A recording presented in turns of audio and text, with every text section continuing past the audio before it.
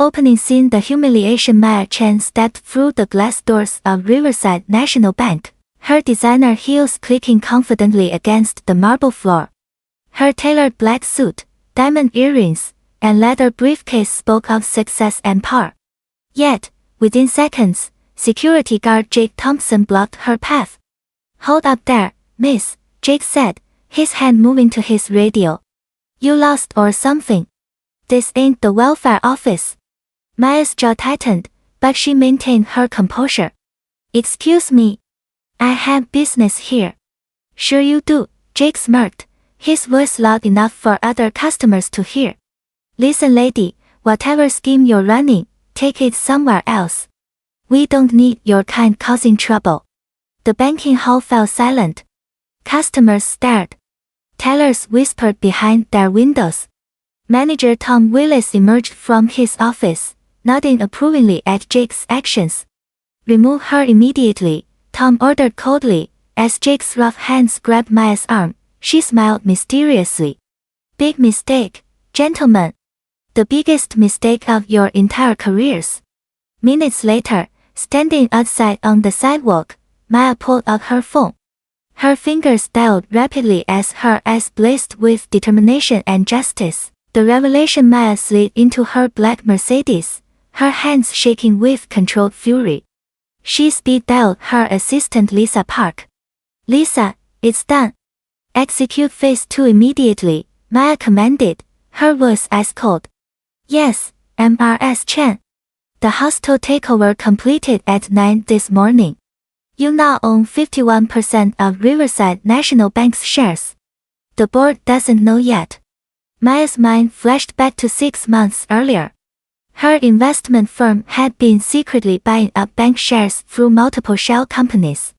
Every racist loan denial, every discriminatory practice, every complaint ignored had fueled her determination. She had studied their financial weakness, waited for the perfect moment. "And the federal investigators?" Maya asked. "Standing by, as requested. They have the discrimination files ready." Maya smiled coldly, watching the bank through her windshield. Justice was about to be served. The return 20 minutes later, Maya marched back through those same glass doors. This time, she wasn't alone. 3 federal agents in dark suits flanked her left side. 2 corporate attorneys in expensive briefcases followed her right. The click of her heels echoed like gunshots across the marble floor. Jake Thompson's face went pale. "Hey, you can't come back in here." "Actually, I can," Maya announced, her voice carrying across the entire banking hall. "I'm Maya Chen, majority shareholder of Riverside National Bank. As of this morning, I own 51% of this institution." Guests rippled through the crowd. Tom Willis dropped his coffee mug, the ceramic shattering on the floor. "That's impossible." Tom stammered, rushing forward. Agent Martinez stepped between them, flashing his badge. "Federal Banking Commission. We're here regarding multiple discrimination complaints filed against this branch." Maya's eyes locked onto Jake's terrified face.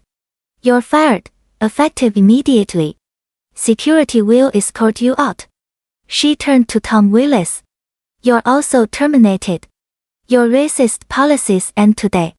Tom's mouth opened and closed like a fish gasping for air. "You can't do this." "Watch me," Maya replied, her voice deadly calm. Justice served within the hour. Maya had called an emergency board meeting. The conference room buzzed with shocked whispers as board members filed in, their faces pale with disbelief. "Ladies and gentlemen," Maya began, standing at the head of the mahogany table. "I am your new majority shareholder. This institution's history of discrimination ends today." She turned to address the gathered employees through the glass walls. "Attention everyone. My name is Maya Chen, and I'm implementing immediate changes. Our discriminatory lending practices are abolished. Our hiring policies will prioritize diversity and inclusion." Maya's assistant Lisa entered with a stack of folders. "Sarah Johnson, you've been promoted to branch manager. Your loan applications were repeatedly denied because of bias, not creditworthiness. Sarah, a young black woman who worked as a teller, gasped in shock. Marcus Williams, you're our new head of security. Jake Thompson's replacement. Marcus, a veteran who had been passed over for promotions despite his qualifications, stepped forward with tears in his eyes. This bank will become a beacon of equality, Maya declared. Anyone who disagrees with these changes can submit their resignation immediately. The victory by noon, news vans surrounded Riverside National Bank. Reporters pressed against the windows as cameras rolled. Maya stepped outside, facing the crowd of journalists with unwavering confidence. Today represents more than a business acquisition, Maya announced, her voice strong and clear. This is about justice. For too long, this institution practiced systematic discrimination against people of color, denying loans, employment, and basic dignity. The crowd hung on every word as she continued. I spent 6 months building the financial power to purchase this bank. Not for profit, but for change. Every person who was rejected, humiliated, or treated as less than human will now see justice. Cameras flashed as Maya raised her hand. Riverside National Bank will become the most inclusive financial institution in this city. We will invest in underserved communities, hire diverse talent, and treat every customer with respect. 6 months later, the transformation was complete. The bank had approved loans for 300 minority-owned businesses. Employee satisfaction soared. Customer complaints dropped to zero. Maya Chen had turned rejection into revolution, discrimination into determination, and hatred into hope.